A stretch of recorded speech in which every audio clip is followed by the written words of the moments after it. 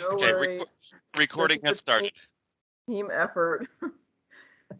Okay, it is 8:05. Let's call the meeting of June 14th of the Vermont Community Broadband Board meeting to order.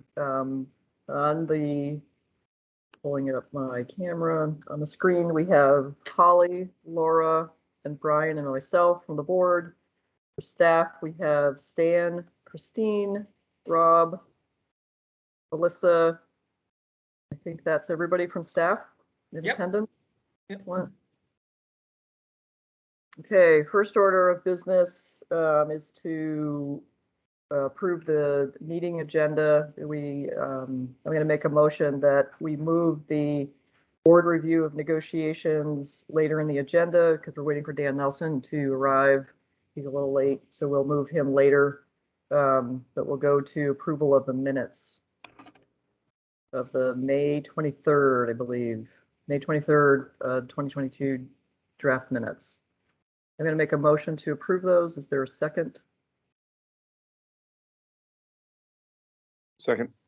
All right, Brian is seconded. Any discussion on the minutes of May 23? I'm going to abstain because I wasn't there. Okay. I will also be abstaining because I was not there. Okay, so with two of us, we cannot approve, so we will put those on for a later item.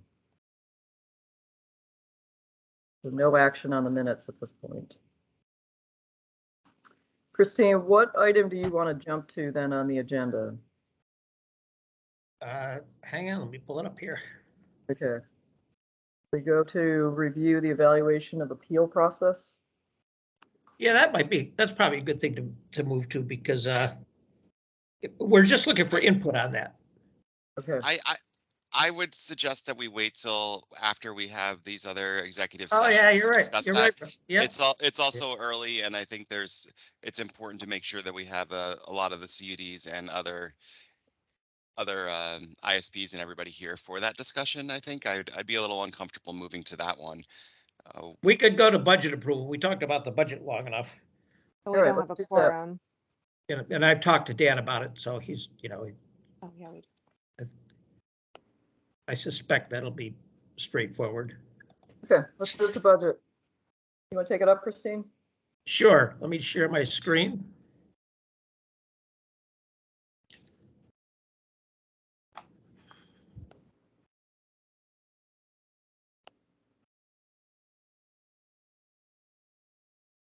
Can you see it? Can you see my screen? Yes. The budget. You should have the agenda in front of you. We see the agenda. Okay, perfect. I'm going to scroll down to this is in your board packet. Thought it was, hang on. Yeah, the budget section was in the packet. Okay, you still see the agenda now? Yep. Can you see me scrolling down? Yep. Christine, if you hit the bookmark on the left, it will go straight to it. Oh, you got it.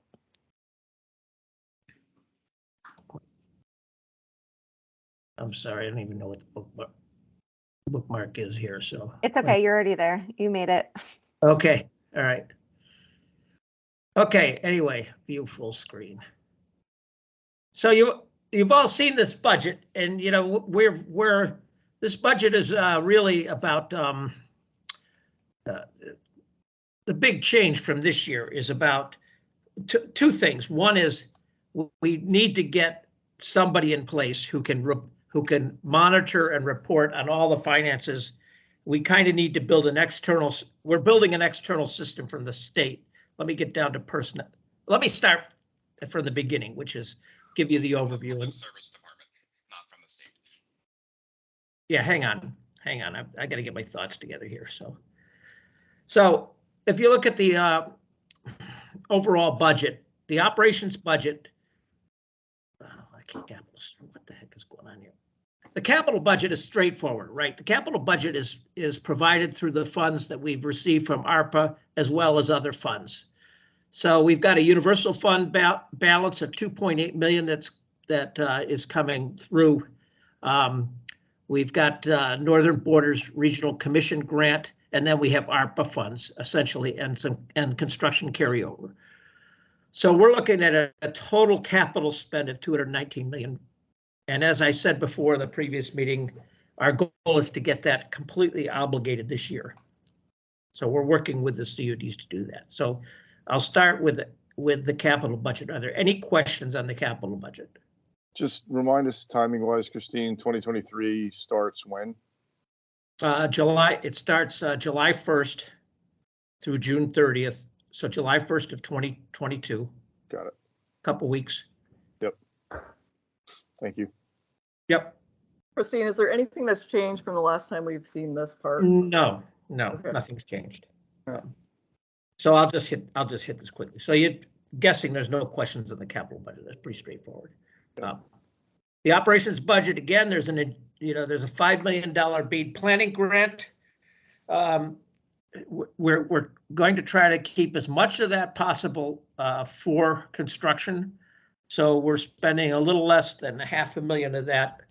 And the key change for that is actually putting in the capacity to handle the BEAD, both the BEAD construction and the equity programs. So we've added personnel for three things. So the big change from our existing budget are the added positions. So I'm going to go right to personnel to talk about those positions, because that is the key thing that is the key change. And I separated those. If you go to personnel, you've got our staff essentially, and then below is what we've added for BEAD capacity. And we have, I'll start with the Administrative Services Coordinator 4, which is the second one from the bottom.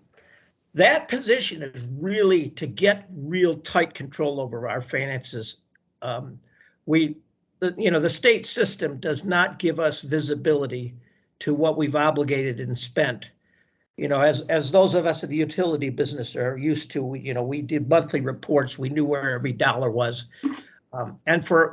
And what's important for us is to know every dollar that's obligated, because we don't want to spend it twice.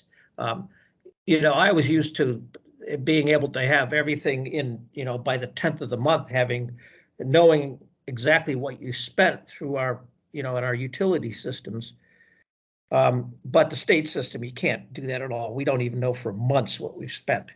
So what I envision here is this person to, get copied on every dollar that's obligated and every dollar spent. So we look at a budget report on a monthly basis that says, here's what the plan was, here's what's obligated, and here's what's actual. So Christine, yes. could you do me this silly little favor? Could you scroll up just a little bit, because of the way my screen lays out? I can't see the line items you're talking about. Oh, yes, I'm happy to. Let me see if I can do that. I'm gonna hang on. I think I just have to go like this to do that. How's that? Can you see it now? Thank you so much. Yep. All right. So anyway, so that Administrative Service Coordinator 4 is to help us, watch every dollar. And my expectation is probably similar to all of yours, that by the 10th of the month, we want to be able to know this. And so that the following board meeting for the 10th of the month, we can report that. And, for us as staff, we want to know in real time what we're obligating and spending, of course. And the other thing we want that administrative coordinator to do is chase things in the state. Things, this goes way back to my lean manufacturing training. You got all these handoffs in the state, and everybody likes to build a queue, so things get stuck in places. We kind of have to have this process flow map and be able to monitor where things are and how long they sit, because we can't afford to be into construction and not pay vendors and find ourselves having to pay vendors in advance. The system that we're working with is inadequate for that. So that's what the Administrative Service Coordinator 4 is for. Rob or staff, you want to add anything to that? Their job responsibilities? I just want to say that this is about becoming redundant to the system over at the Public Service Department. Yeah, your mic's up. Put your mic down. Sorry. I think we're, in many cases where Christine was saying state systems, we're more saying the existing system where we're dependent on the Public Service Department for that information. We think we just need to have more direct insight into those processes. In terms of expenses that we don't know about, that is a characteristic of the state system where like a bill from the Agency of Digital Service will come in several months later. Items like that, so more on the smaller side of things, but we do have visibility into how much grants have been obligated, how much has been spent. This is more about redundancy.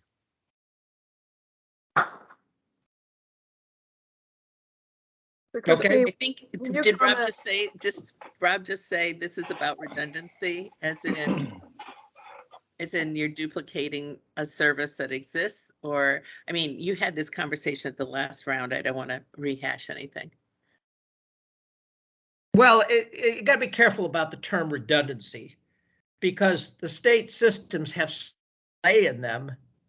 You know, it's not like we're creating a new system to monitor all this because of the delays in the state system and because of sometimes the breakdowns in the state system.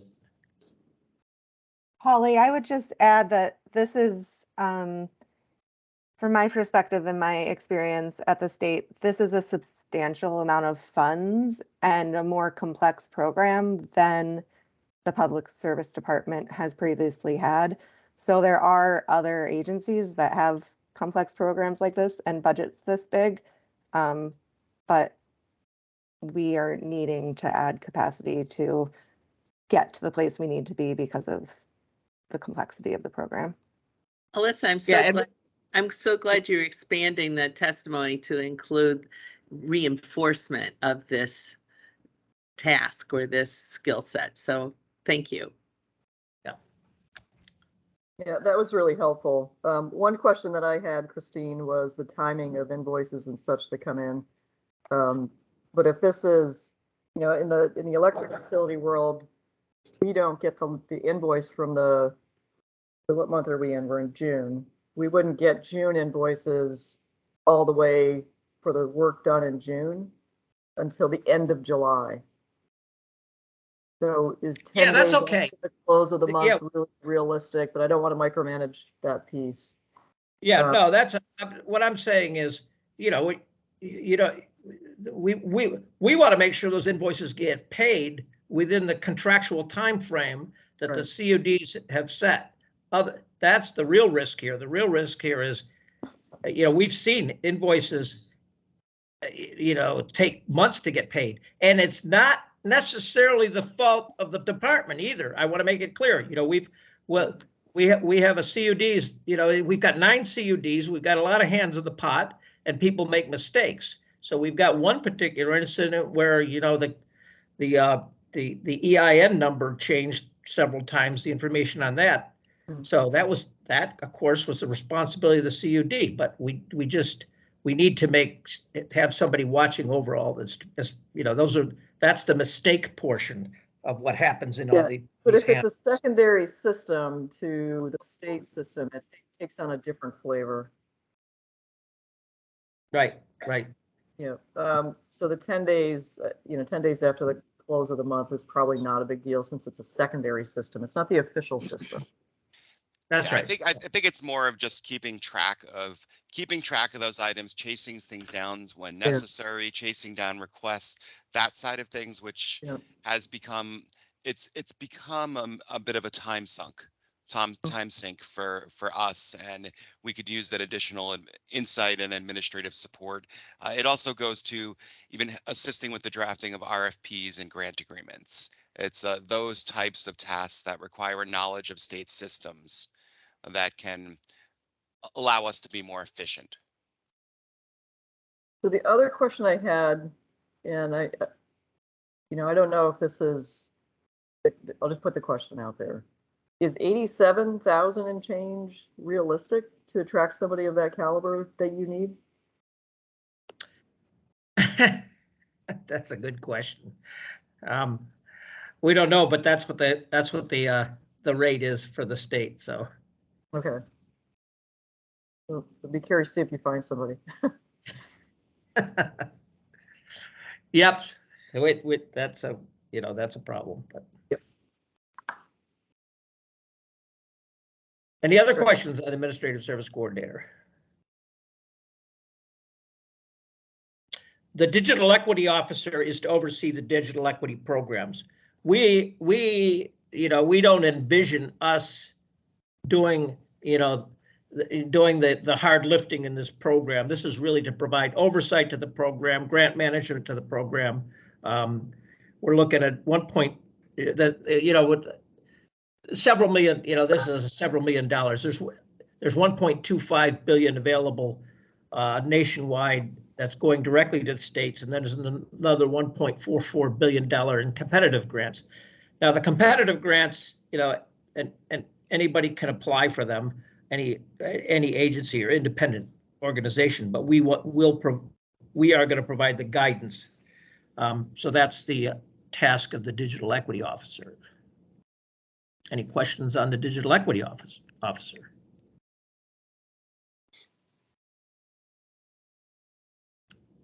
Okay, hearing none. The Rural Broadband Technical Specialist, we're reintroducing this. There's changes going on with VCUDA.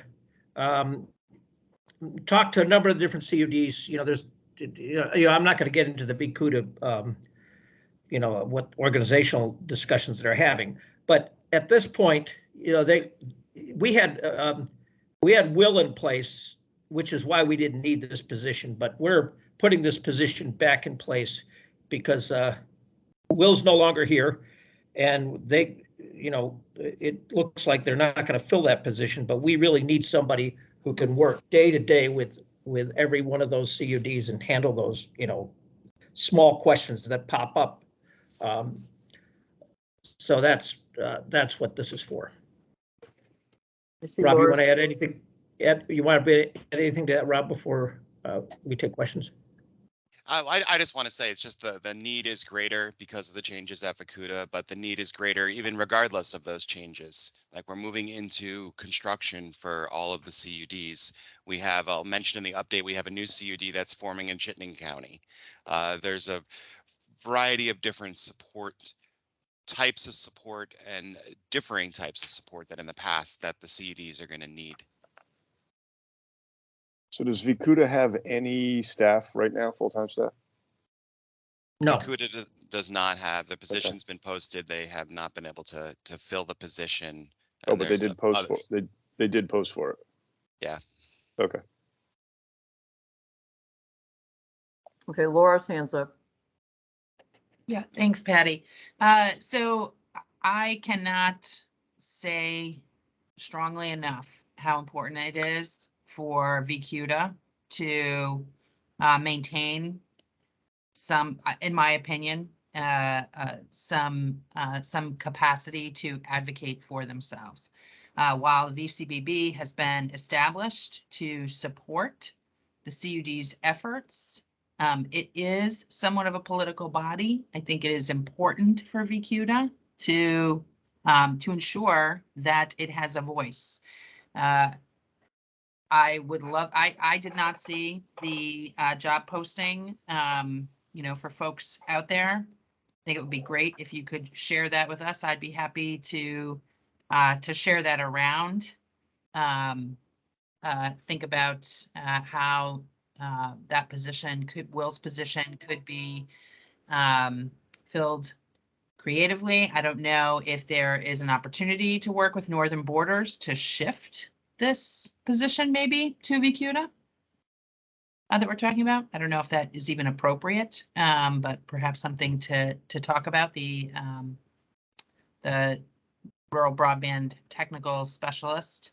Probably not, but I do think, I just want to say for VCUDA, I think it's imperative that you replace Will, and please share that job description. Happy to talk to folks about why I think it's imperative. Thanks, Pat. Yeah, I will second what Laura said. The part that's going to be missing here This rural broadband technical specialist is, the technical is the key item. This isn't necessarily to argue positions for VCUDA. Hopefully the CUDs and the VCUDA are aligned, but that's it was very, very helpful during the legislative session to have it when issues, things happen fast, right? When things happen fast, we were able to engage VCUDA, and it was very helpful. So from a political side, I certainly support what Laura's saying. Yeah, great suggestion, Laura, to have the job description circulated around. There may be folks that we can think of to send it to. But I completely agree with what Laura stated. The position at VCUDA really does need to be replaced. So regardless of what we're doing on our side, I really hope that they take that seriously and just keep pushing to advertise and interview and just keep pushing at it. So I have a question. Go ahead.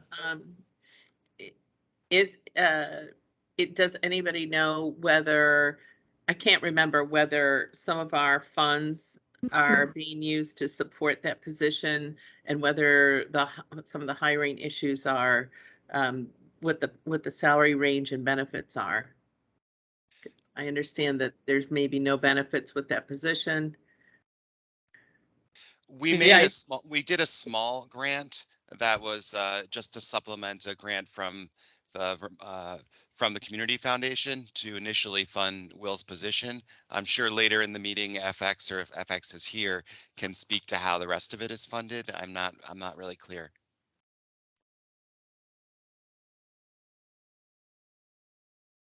Patty? Go ahead. Yeah, just an additional thought for folks. I think that right now that position's been paid for by dues. You certainly can contract for capacity to represent the CUD's needs. It's probably will be more expensive than having your own employee, but also might be a little easier than having your own employee. So again, happy to talk with folks about that. Good point. Excellent point. Okay, Christine. Okay, any other questions on the broadband technical specialists? Rob, I'm going to have you talk to the Director of Regulatory Compliance and Risk Management. Well, let me turn that around. Have any of you reviewed the NOFO for the BEAD program or for any of the IIJ programs? Do I need to explain more about why we need somebody that's entirely focused on compliance and risk management, both internally and to assist the CUDs? I think you should articulate it. Yeah, I'll articulate it. Yeah. So what we have now, we've been Doug Farnham and Guidehouse, the staff has been, remarkably supportive. When I say remarkably, it's not like I'm surprised. It's just I'm pleasantly surprised at the talent that Doug has. But at the same time, he's emphasized this. The ARPA program is kind of a cakewalk compared to what we're going to be facing with BEAD in terms of reporting. So we really have to be, on this in terms of ensuring all of the CUDs are complying with all of the requirements.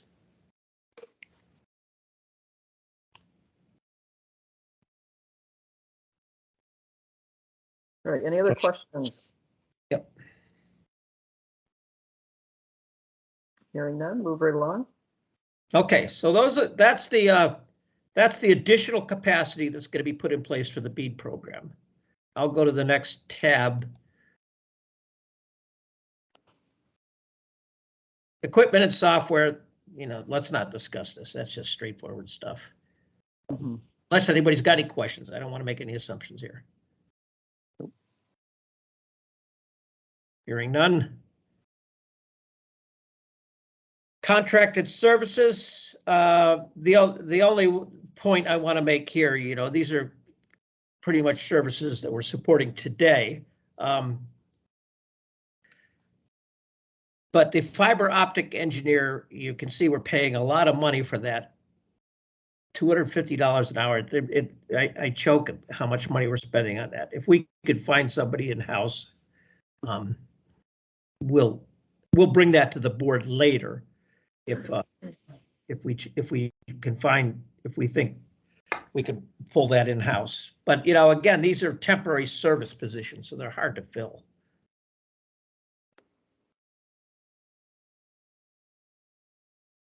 Any questions on this? Well, I just want to say, I don't think a decision hasn't been made on this. This might be for a different type of fiber optic service. Like we are leaning on CTC for a lot of different overall things. So this might be supplementary as we move forward. Yeah, we haven't had the we haven't time made to a decision. So yeah, Rob, good point. We haven't made a decision on this. We haven't started work on this yet, but we think we may want to as soon as we get our head above water. We took the approach that it's better to get at all the positions we believe that we could need at this point approved in the budget, so we have them if we need to move forward with them rather than having to go through a number of state processes. Right, that makes sense to put a placeholder in, and if you can do it cheaper, then obviously that's the way to do it, but certainly a placeholder is appropriate.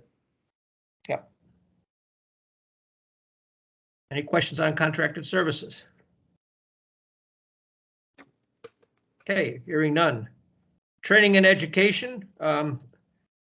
We talked about this before. You know, we got the stipend program, state workforce development programs. We're going to, you know, that's we reconstituted the workforce development team. I'm so pleased. I want to put a public thank you to all the CUDs who are getting involved with the state workforce development. We have a lot of good CUD representation, and I'll give a shout out to Krista Shute. You know, Krista Shute was active this past year in getting things started. We've had 3 training programs that for basically the 3 programs we've offered for 36 individuals has been for people who already work in the field.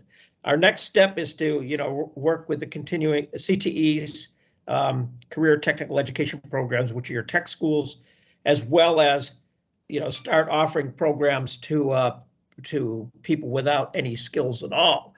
And I'm really excited that Pat Moulton has been assigned to this, to all of the state workforce development programs, and she's going to work close. She's going to be on our team and work closely with us in order to, you know, provide the ongoing training we need and put the programs in place with the wraparound services so we can get folks trained. And then the CUD Accelerator Program is a program that was offered 2 years ago. Evan Carlson led the program. That's training for board members for the CUDs. Any questions on training and education?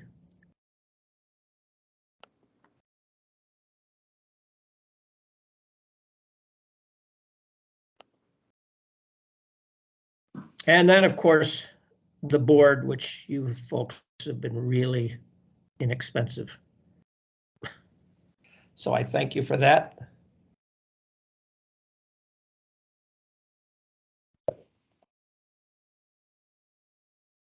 Okay, so there's the budget. I would ask for board approval of the budget.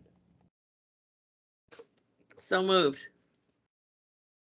Yeah, let's make it, I would like to make a motion that we approve the budget with a number in it. Oh, yeah, okay. Good point. So I'd like to make a motion. Let me just jump in. I'll make a motion that we approve a budget of expenses in the amount of $219,050, 219,050,000. So $219,050,000 of expenses and revenues in the capital fund of, actually these are, let me get my thoughts together here. Hold on.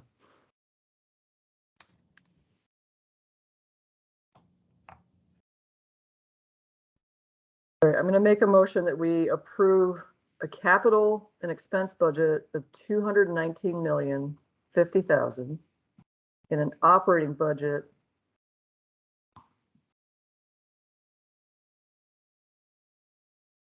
I'm going to approve the expenses, not the revenues. An operating expense budget of $4.512777 million. Yeah, actually, you want it to be 3.635163. I'm sorry. Yep, I'm looking at the balance. Yep. All right, that was very confusing. Are we good with that? 3.6 million and change. 3.635163 is the operating expense budget. I'll second that. Thank you, Holly. Any discussion? Hearing none. All those in favor, please say aye. Aye. Aye. Aye. Any opposed? Budget carries 4-0. Thank you very much for that. Nice development, Madam Chair. Thank you. Okay, now that we have the budget approved, let's navigate to board packets. There was an updated one. What's next on the agenda? Dan is still not with us, correct?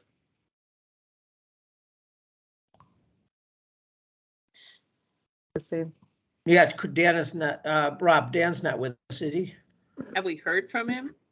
Yeah, he said he would be, he's having some, you know, what do you say? He says he's, oh, wrong one.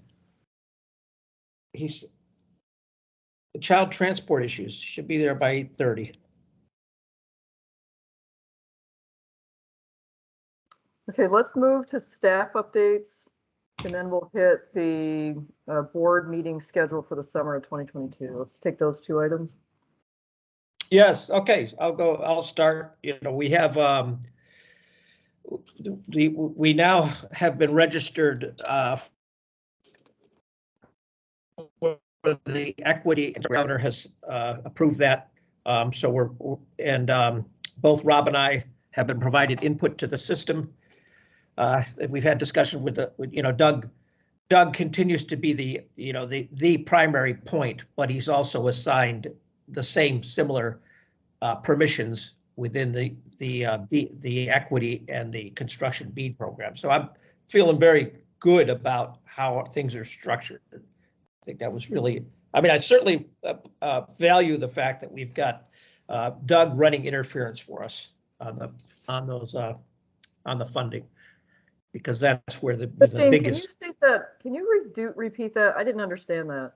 All right, sorry, I should have got my thoughts together ahead of that, but all right. So with we had this. We had the governor assign Doug Farnham as the lead for the BEAD program, and we had some concern of what that meant. But through discussions with Doug, we're now at the point where we, the VCBB, is the agency that'll be responsible for the digital equity program and the BEAD construction program. Those funding, so no changes there. We're going to continue to be the per Act 71. We're going to be able to carry out all the responsibilities in Act 71. I was a little nervous, forgive me for being a little paranoid, but I was a little nervous about what that meant when it wasn't the executive director of the VCBB that was assigned to that. It was somebody on governor's staff. And I know that raised a little bit of flags for folks, but following up in negotiations, we are now, Rob and I are both in the NTI system as with full responsibilities along with Doug. Doug continues to be the name, but he's, his responsibility is to run interference for us in terms of any ARPA and BEAD funding issues, which is really no change from where we were last year. So I'm confident. Interference means what? Well, it means when it comes to the funding, he is the primary contact person. Okay. So, May- Dan may I- just joined. Why don't I try? So he's going to be dealing directly, more directly than we are in terms of with the Treasury Department, in terms of with NTIA, in terms of some of the paperwork and the reporting and things.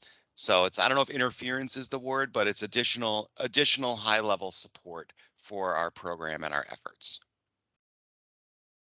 Could it be Yeah, it's a good thing. Could it be characterized as high-level political support, or is it actually managing numbers and reporting data? It's managing numbers. It's really my job to do the political stuff, and he understands. That's Okay. my responsibility. And so isn't it what you're, I'm sorry, go ahead, Laura. So I just want to make sure that, seeing the NTIA, oh, look, there's Dan. Seeing the NTIA grants and having read through them, I have a number of concerns about what, the feds are thinking about on this and how that actually intersects with the work in Vermont, which is very clearly community focused and intended to build accountability into the system, which I'm not sure that the NTIA grant is. So I just want to make sure that I state for at least myself and Patty, I hope it would be the intention of the board. I'd like us to be very, very, not micromanaging, so I don't want to imply that we get our, that we're in here, but I really would like us to be kept apprised of different policy pieces that that the staff is finding or that the administration is advocating in order to comply with this, just so that we're aware of any potential conflicts with what Vermont is trying to do. Yeah, Laura, that's hold on, Christine. I think that's really well said. Yeah. And Christine, before you jump in, we talked about having Doug Farnham visit us at a board meeting. I want to put that squarely back on the front radar screen that we need to have, we all need to talk with him just to get he's agreed to do that, and we will do that today. But let me just say, Laura, that we will in a short future board meeting. I don't want to be next board meeting, but within the next two board meetings, we'll come and report. We have the same concerns you do. So I've already started working on one major concern, and I've talked to you about this, about the fact that the mapping, the states are going to get $100 million minimum from the BEAD program, and then we're going to get assigned additional funding per any unserved address. And we're concerned that we have unserved addresses that aren't shown as unserved, and we may not get funding for that. So the FCC is clearly continuing to do what I'm disappointed is the FCC in their challenge process is continuing to support the private telecom companies and be self-reporting. Right. But what I've done, and I've started, and it started this week, already reached out to I found out the 5 leading states who are in mapping. I have that list, and it's, Virginia, Iowa, others. And I've already reached out to Virginia, and I've reached out to the 4 to form a coalition. And this is a political coalition to push back on the FCC, because we think the FCC continues to favor the telecom companies, because self-reporting, as that self-reporting is prone to error. So, I'm getting a lot of support from the other states on this. So that's an example of the kind of work that I'll be doing politically, is pulling the states together to push back on these issues. So, Laura, there are another list of issues that we are concerned with. There are conflicts with Act 71, and we'll bring that back to we will bring back to, we'll bring back to the board and report. But I don't want to get into details on the GIS stuff because Alyssa will touch on that later on, but I just use that as an example. All right, Holly, then Laura. To that end, because mapping is so key to funding, and because Vermont was allegedly one of the recognized best mapping states, could you, Christine, create a written game plan, even if it's a short one, about what our approach to mapping will be? You know, the baseline was we were using the department's mapping. Now we're talking about our own GIS services. Then I understand that the department is changing its mapping. My bottom line here is, before we talk to Doug Farnham, it would be great and maybe useful informing that conversation to have an example of what our strategy on mapping is that's written out. Somehow we can all share it as board members and have it clear. It maybe is just, if I could just jump in, it may be useful for us at a future board meeting to have a presentation on just how the FCC is doing the mapping and how the challenge process works. We've been deep in it, and to share it would take a separate agenda item to get that deep. I think that we need to do. And I'm agreeing with that, Rob, but I'm also saying not just tell how it is, but rather what our strategy is. You know, we're building this coalition. What is the coalition going to do? What's the approach, and how do you appeal to the FCC? Yes, so I actually on my notes here said that's a parking lot item. I put it into the parking lot. You know how I love that parking lot. Yep. Very helpful. Okay, Laura. Yeah, Patty, when we have Doug in, because Doug is coming in and, we'll be talking with him about this federal grant program that involves the FCC, which of course is still missing their fourth member or fifth member, which, means all of this, could be subject to change. I wonder if it might be a good idea for us to, in fact, I do think that it would be a good idea. I'd like to suggest to you that we invite representatives from the federal delegation's office to join us in that conversation with Doug, so that we're kind of all talking together, taking an opportunity to do that. So That's a great suggestion, Laura. I'm taking that down. Can you add that to our list when we bring Doug in? We also have the federal delegates. Yep. Great suggestion. So I know I think we're losing Holly at 10.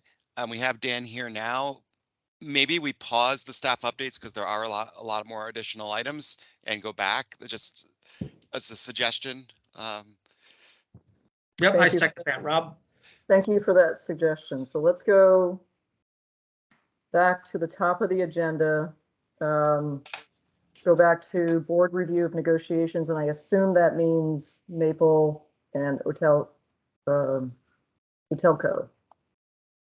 There's actually 3 different executive sessions. We are going to speak as the board to get an update on the negotiation session. Then we're going to speak to them individually and then determine where to go next. Is what we proposed. Laura, do you have something? Sorry, sorry, Patty. Okay, go ahead, Laura. Yeah, thanks, Patty. I'm a little concerned about us going into the executive sessions and an agenda item that is below that around the construction grant appeal process. And I know we've been having ongoing conversations about this. And I think that we are, in reading that Act 71 appeal process, I don't believe that is actually reflects an accurate interpretation of Act 71. And so I'm a little concerned about us going into executive session with thinking about appeal processes. I think that I don't believe that there's really a need for an appeal process. I think the law is pretty clear in establishing what a universal service plan is. Mhm.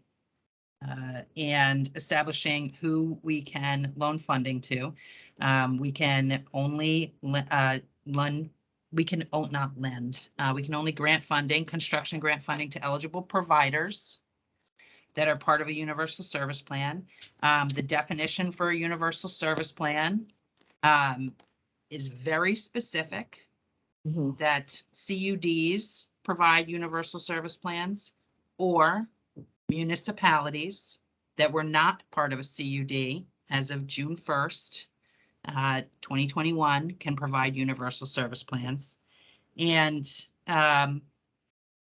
when we're looking at receiving any kind of a grant application for a town, in a town, for a provider operating in a town that is part of a CUD, if that provider is not working with the CUD, they're not eligible, period. They're just not eligible. This was very intentional, intentionally how we laid this language out. And so I'm a little concerned when I look at this appeals process that we've created a really elaborate process for something that is not possible. Laura, do you want to get into the weeds on that when we get to that agenda item? Certainly, I do think that the negotiation discussion should be an executive session on the individual pieces, but I agree with you. I only Discussion brought it up. Go ahead. I only brought it up before those pieces, Patty, because I'm concerned that we are taking into our discussions about mediation some expectation that mediation is required. I don't believe it is. I certainly think it's best practice. I certainly think it's something we should be encouraging. But I just want to make sure that if that is not, if there's some sense and we're going into executive session, that is required, I'd like to. Anyway, I'm kind of wandering through this a little bit, but I'm worried about going into executive session to discuss an appeals process that I don't believe is valid. Okay, that's a really good point, and let's keep the appeal process as a separate public agenda item so that we can fully vet that. And you've raised some very articulate points there. Very much appreciate that. Holly?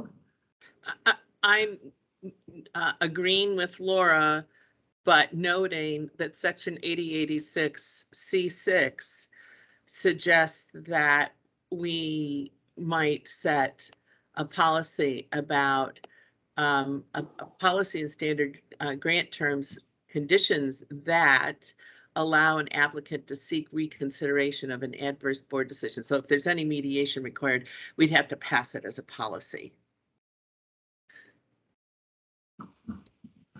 Okay. All right, let's save those great thoughts for when we actually get to agenda item 6, review evaluation of appeal process. Those are all good, really good points. I'm going to move that we go into executive session to talk about the negotiation between Maple and Otelco. Get to this agenda items. As premature general public knowledge would clearly place the VCBB or person involved in substantial disadvantage, VSA section 313A1. Do I have a second? I'll second it for purposes of conversation because we should have the conversation after the second. Is that all right? Yes. Discussion, Laura. Madam Chair, I think we should hear from Dan and the staff recommendation before we go into executive session. Those are open session items, right? Yeah, we can do a summary. We can do when we get into the detailed questions, they're going to involve a lot of the numbers. Understood. Understood. But I thought that we were able to in open session hear something. I mean, we've got things that have been put into our board packet, and could I also make a comment just so that it's clear on the record that we would be going into executive session to hear information about negotiations that are happening that could affect our grant decision, not to deliberate on the grant decision. Agreed, Correct. agreed. Yep. Yep. All right, let's move to staff recommendations. We're not in an executive session at this point. Let's move to staff recommendation. Yes. So, in summary, and I'll, Dan can provide additional, Dan was the board member you assigned to that to give opinion, but, I'll just say the facts of the matter are that, we went into mediation. Otelco made some offers. Maple did not accept those offers. Maple wants to continue to provide service to those 4 towns. So we are kind of at a stalemate at this point. Dan, you got anything more you want to add to that?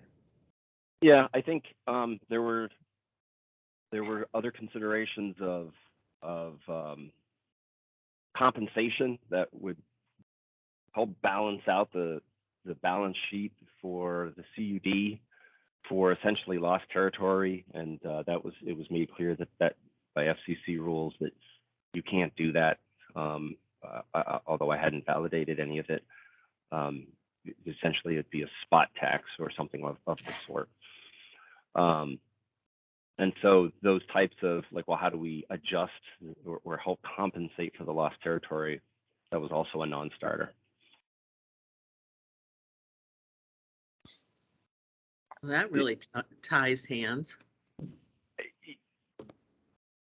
Yeah. So it felt a little frustrating because you get locked up with not a lot of flexibility because of the rules and the nature of the market. So I think I can say this in public session, Dan. Do you mind, Patty, if I have a question to Go Dan? ahead. And then Brian's So- up next. As a construct, isn't it possible for a private party person entity to make a contribution, tax deductible, I note, to a CUD? Yeah, let me put some caution here because we can't answer that question until we go into executive session because I'm not asking Yeah. a question about Yeah. these negotiations. I'm asking a question. Dan seems to have bumped up against a rule that is about contributions between parties that impacts federal rules. And I'm just asking if he knows. I mean, my understanding is CUDs are municipalities. Municipalities are nonprofits. You can make a tax deductible, in fact, contribution to a municipality. Yeah. So the idea that was tossed out was on a recurring basis to help support the operating cost. And that was a non-starter because FCC rules in taxation or something along those lines. Your question, I think, was more along the lines of a one-time contribution. Yes, or that's how I understood it. And I would imagine, but I don't know, that you can make those. Someone can make those. Thank you.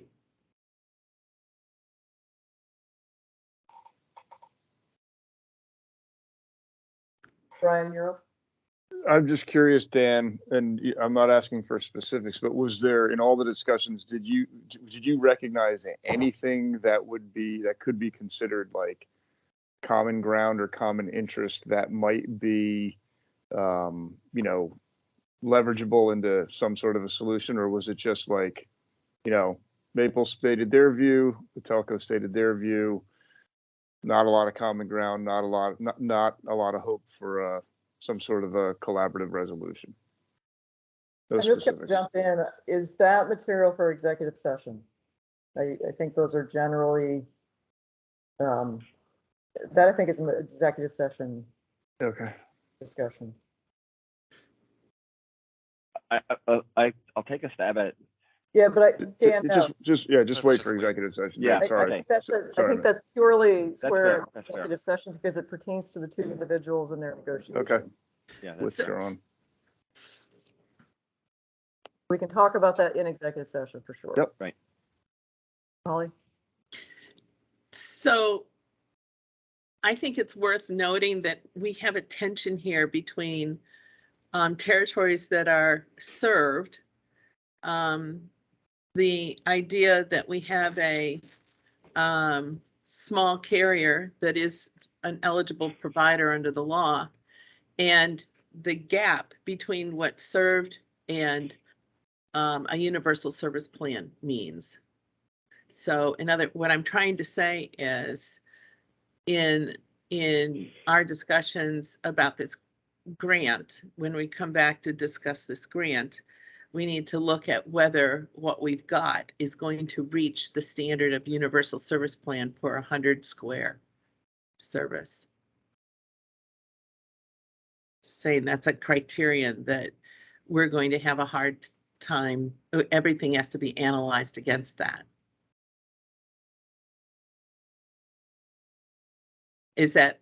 Was I'm not that sure I topic in understood the that. conversation? So Dan, I'm asking you then directly, in your observation of the parties was how to get the universal service plan objective of 100 by 100 part of the planning process or the negotiations.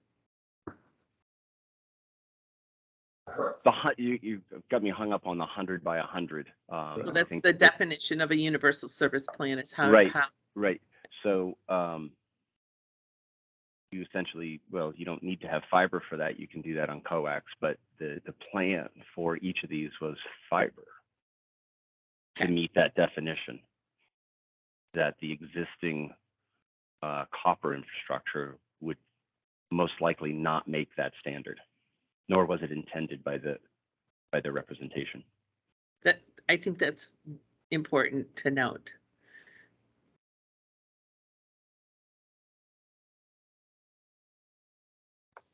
Okay, any other discussion in public session before we move to executive session? One question, Patty. We actually have 3 different executive sessions with different participants in each one. Do we need to come out of each one first? This might actually be a Stan question.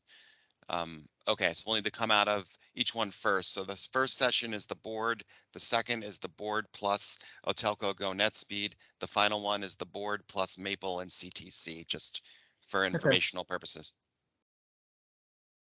We have 3 separate links for those? Yes, and the links were sent directly in your board packet. You should also have the calendar invites, the email with the board packet. All right, they're not on the agenda. No. They're not, yeah. Oh. All right, so we had a motion on the table to go into executive session. We had a second. Is there any further discussion? All right, I'm going to take, let's do a vote. All those in favor of going into executive session, please say aye. Aye. Aye. Any opposed? All right, we're going to leave this meeting and head over to the first link provided by Rob in our email queue. Yeah, it'll show up different in your calendar because we're doing this a little bit late, but the link will still work. So Rob, I don't have the calendar. I'm just going by email. Is that fine?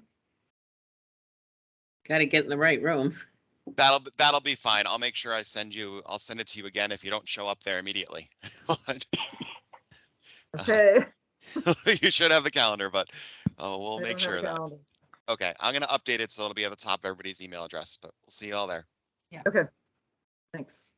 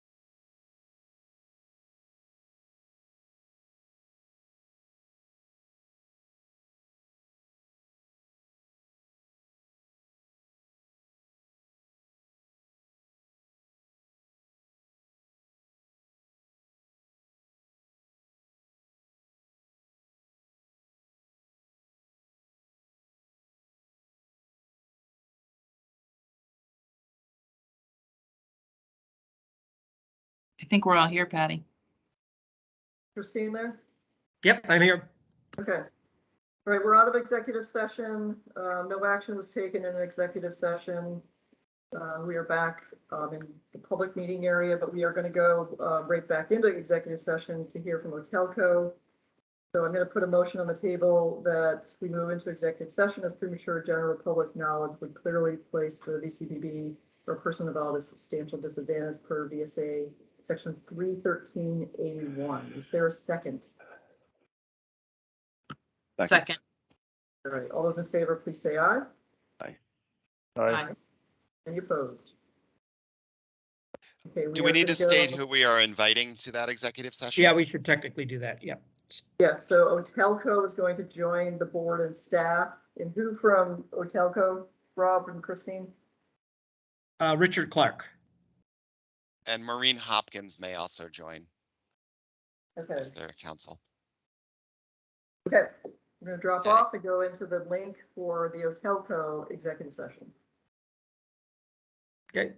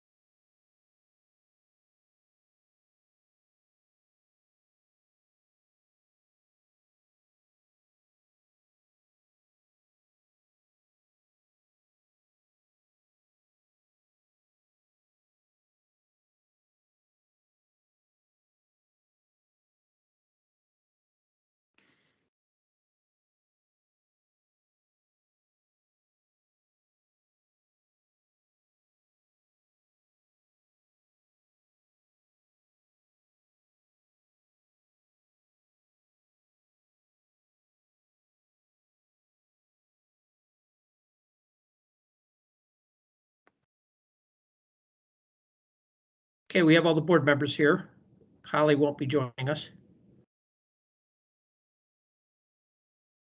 Patty, you're on mute. Thank you. No action was taken in executive session. We are now going to proceed. Full agenda up.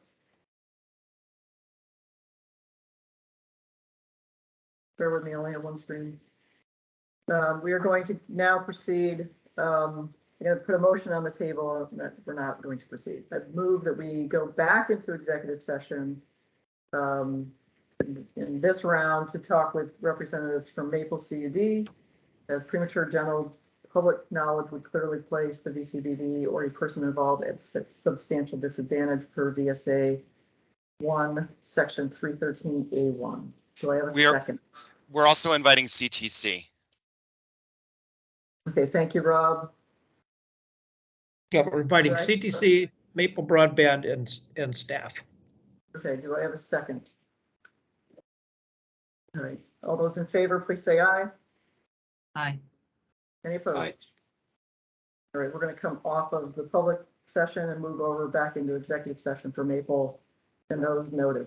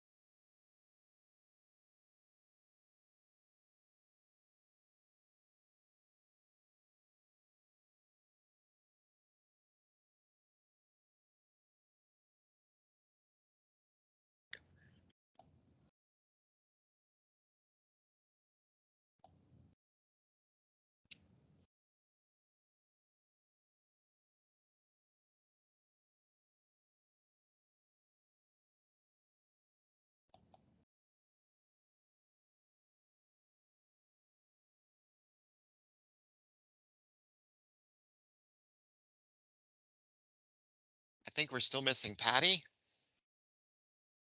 Yeah, we're missing Patty. All right, it should be in now.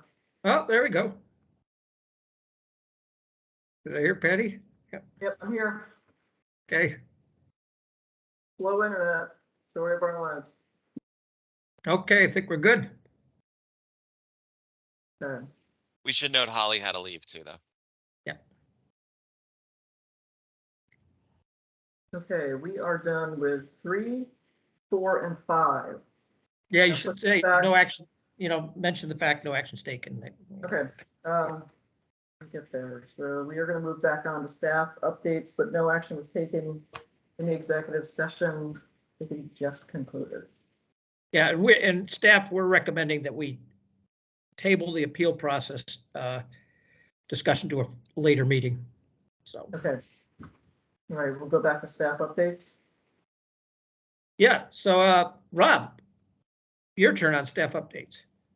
Sure, I'll talk briefly about the grants we have coming in. We were in the grant section when we left. We are expecting this week full applications from both CV Fiber and DV Fiber. Both are planning to build and have confirmed that their plan is for building this fall. This goes into a discussion we'll have to have later about scheduling the board meeting. Since those are the first of two, we're expecting additional applications this summer from WCVT for individual towns. We're expecting an application from Southern Vermont, from Northwest, from Lamoille, and very likely an amendment from NEK. So we have a full schedule ahead of us of people that are moving forward and that we will need to approve these grant funding. Well, evaluate, not necessarily approve, as we know. But that is the update on the grant programs. The second part of that is we have received an appeal from Tilson wanting to build in NEK broadband. This is just the notification. We will address that at a later meeting. We know that the grant applications are the priority. Laura? Laura, go ahead. You're muted. Yes. Patty, I would, and I don't know if this is the plan, or not, but I would like to make sure that when Waitsfield comes in with individual towns, that they bring a town representative with them. The CUDs, when they come to present us, they are town representatives. So I just like to make sure that we make sure that there's a town representative when Waitsfield comes in with the individual towns. Okay. And then the Tilson Would that appeal, also apply to Tilson? I'm sorry. Would that also apply to Tilson? Yeah, I guess. Yeah. Good. Yeah, I guess. Yeah, I think so.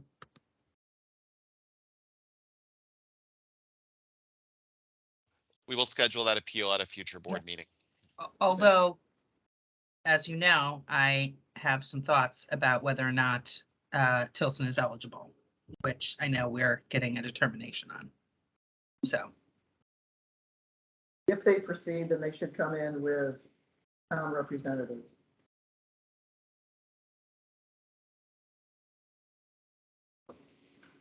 Yeah, we're, staff, as you know, staff rejected Otelco, and there is an appeal process. It's in Act 71, so.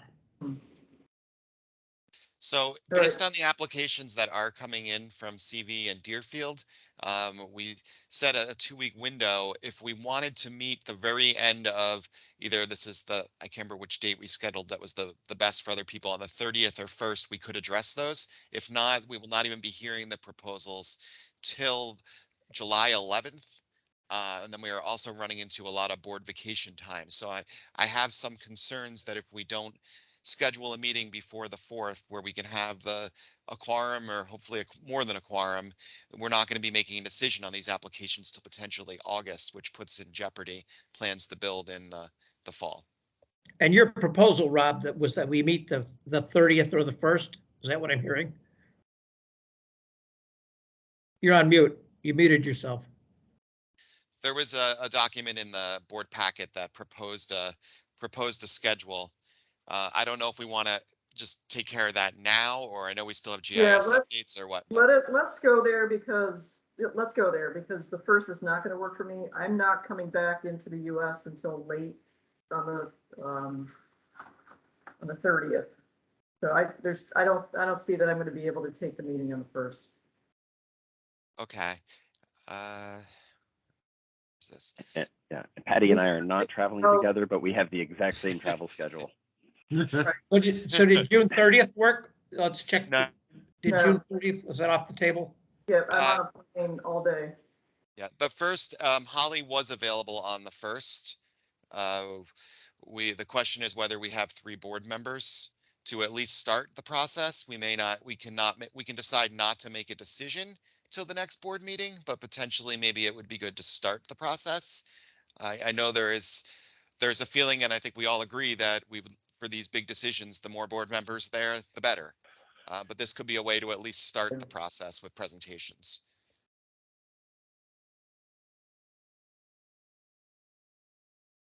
So July 1st, I will not be there, but I'm going to leave it up to the others if you want to start it or not.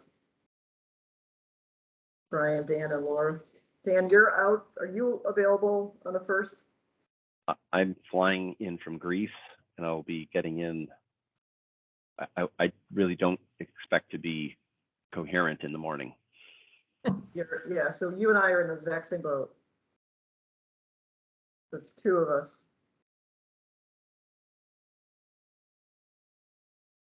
So based on the vacation schedule, everybody else is available, but are we willing to move forward with 3 board members, even if we don't make a decision that day? Brian and Laura. Yeah, I'm a big proponent that when we're handing out the big dollars, that we have the widest attendance of board member perspective that we can have in those decisions. I think that's very important. So if we want to have a working session on the 1st with a subset and no decisions are going to be made, like, not ideal, but I can live with it. But big grants should have everybody's eyes and inputs in it. Agreed. Happy to participate in a working session if there's some way that is productive and doesn't shortchange. Yep.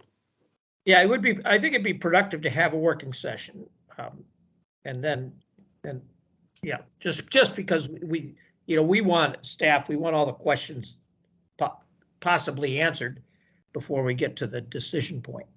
Yeah, this would having a working session without making a decision would also help identify other questions we need answered before the 11th. So it would accelerate the process, and I would envision it as each of the 2 CUDs can make a presentation, get additional questions. CTC's evaluation will be completed at that point, and then we'll be able to have the additional review and ideally potentially decisions on July 11th, where based on the schedule, I believe all board members are present.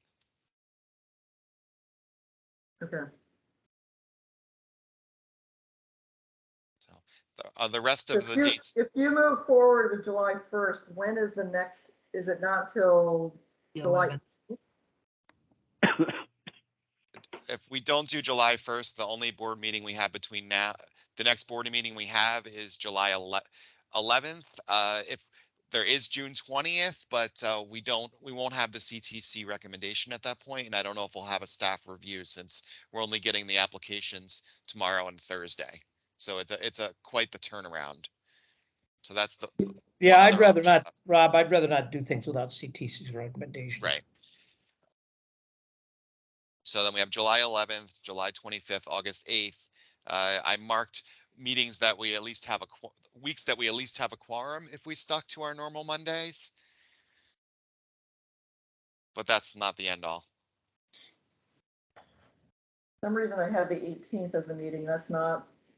This would be shifting the schedule with not meeting on July 4th. I'm assuming nobody wants to meet on Independence Day. That's why we're shifting to July 11th. So the meeting on the 18th is off. I have on my calendar the 18th. That's not valid anymore. You're saying you're swapping the 11th for the 18th, right, Rob?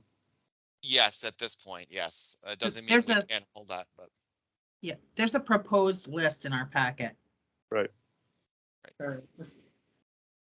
and we may need to add back in the 18th. We may need to add back in August 1st or August 15th, depending on what kind of flood of applications we receive. Leave the 18th on. But the Yes, 18th, maybe- we have 2 board meeting members missing again, so that would only be able to be a working session again. The 18th, we only Laura is out on July 18th. So can I just make a suggestion? Madam Chair, may I make a Yeah. suggestion? So Absolutely. could we ask Rob, this feels like it's a little bit wild right now. Could we ask Rob to just go through each day that he has proposed with the times and like check them off that those will work? Sure. Okay, Uh, is that So- okay, Patty? Yep, Why I don't- agree. Go ahead. So we're meeting, it's July 14th, from June 14th, we're meeting right now. We were gonna cancel the 20th. Dan was gonna be out. July 1st is gonna be, it's a board meeting, but it's, no decisions are gonna be made. It's a working session. So let's go back to June 20. So that's canceled, correct? Unless we want to try to meet and deal with other issues that we didn't Yep, get through I'm- right now. I am out as well. I'm not sure why I'm not listed there, but I'm out as well. Okay. So July 1st, we went through and we are gonna meet. We're not meeting July 4th. July 11th, it appears everybody is available. So that's gonna be a big one. July 18th, Laura was listed as out. I didn't have anybody else as out. Based on the calendars, the information provided. We could meet that day if we felt that we should have it on the schedule, just to have it as a placeholder for now. I'm happy to keep it. July 25th, we had it on the schedule, but Patty and Brian are out. August 1st, it looks like we may not have a quorum. Or actually, no, it's I'm not here. Sorry, I don't count in this respect, but Patty and Laura are out. August 18th is our annual meeting and everybody is available. Yeah, we don't have to have an annual meeting anymore, Rob, so. Okay, well, That just was- another that was- board meeting to possibly that was- review. yep. August 15th, Laura and Holly were out, so it could be a working session, but not a decision-making session if we were going that route. And who knows what's gonna change between now and then. But Sure. so you tell me, so I have, and I'll make sure this is all posted. So I have July 1st as a meeting, July 11th. Do we want to hold July 18th as a meeting since? Yeah. Okay, Tentative for now, but hold it. okay. July 25th, Patty and Brian aren't there for now. We can still meet, but it would be working. August 1st, right now, Are we Patty and holding Laura. that? Are we What- holding, are we holding the 25th or not holding the 25th? Yeah, let's I'd hold it. Yeah. Okay, let's let's hold hold it for working. August 1st, we can also hold. Patty and Laura are not available. I'm likely, preferably not available, but I could see what my flexibility is. If it's raining, I might be. We'll see. But tentatively, I'm out that week. Then August 8th, we were meeting. That looks like we have everybody. August 22nd, I say we are meeting right now. Holly is the only one scheduled to be out. So we have a busy summer.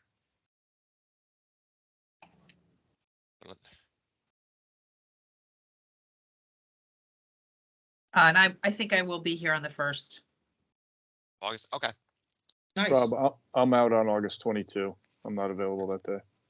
okay, so we're missing Holly and Brian, so we'll see where we'll hold it for now, because it may, these working session may be a way to get through some of this.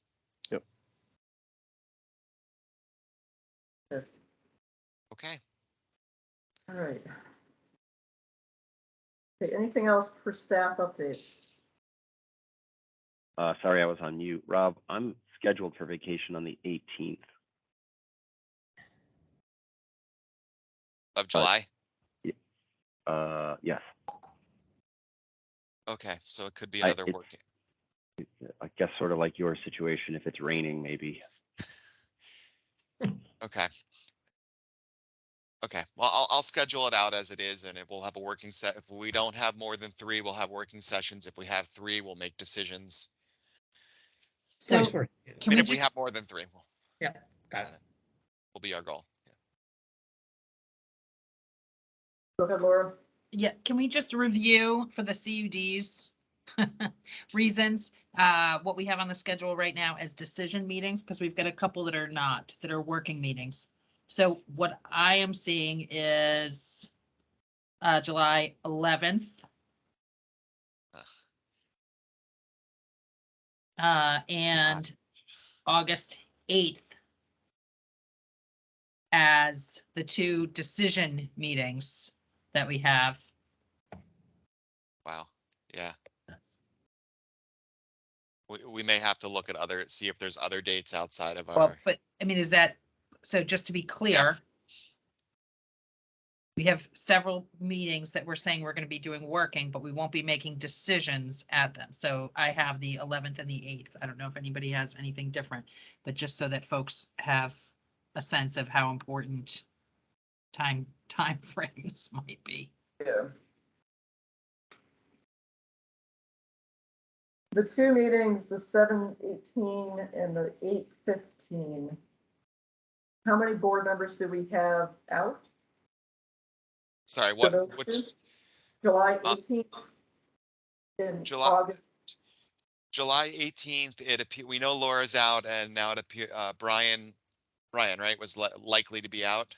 Did I Dan. hear No, correctly? I was Dan, sorry. August, yeah, Dan, yeah. Sorry, Dan is likely to be out now. Okay. And then The August 20, 15th. we still have the 25th, Patty and Brian are out. August 15th, Laura and Holly are out. So it's gonna be challenging coming with a full quorum to be able to have more than 3 and to keep up with what's happening, unless we schedule a bunch of special meetings around the schedule as needed, which we can do, Yep. but it's pretty, it's the summer, but doesn't mean we can't, we have to keep going. Well, yeah. And Brian, you said you're out on August 22nd as well? Correct. Okay, I'll have to update that on the calendar. I shared with everybody the calendar of what I had as vacation schedule in your partner account, but that doesn't. Yeah, some of us, I don't use that calendar. I'm using my iPhone. So if it's not on my iPhone, I don't go. So, okay, well, that's what we have for now, and we'll figure out special meetings as applications come in, but we do encourage everybody to get your applications in if they're ready to go.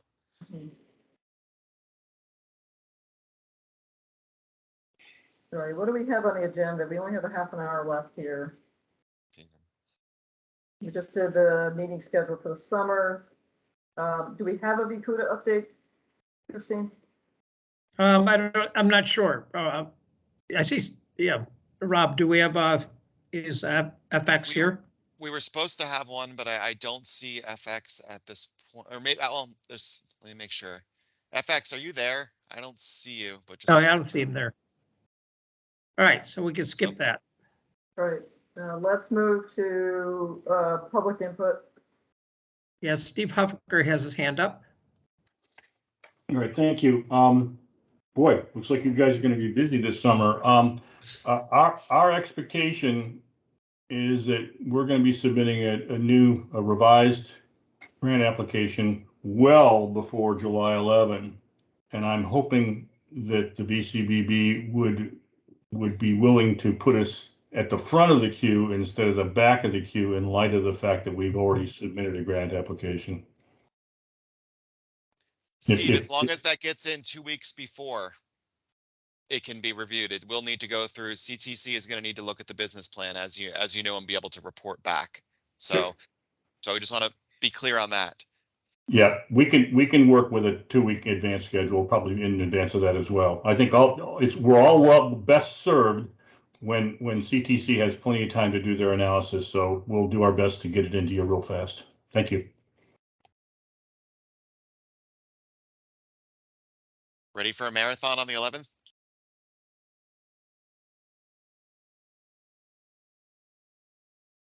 Any other public comment? I do Krista see- has her hand up. Okay, go ahead, Krista. Hi.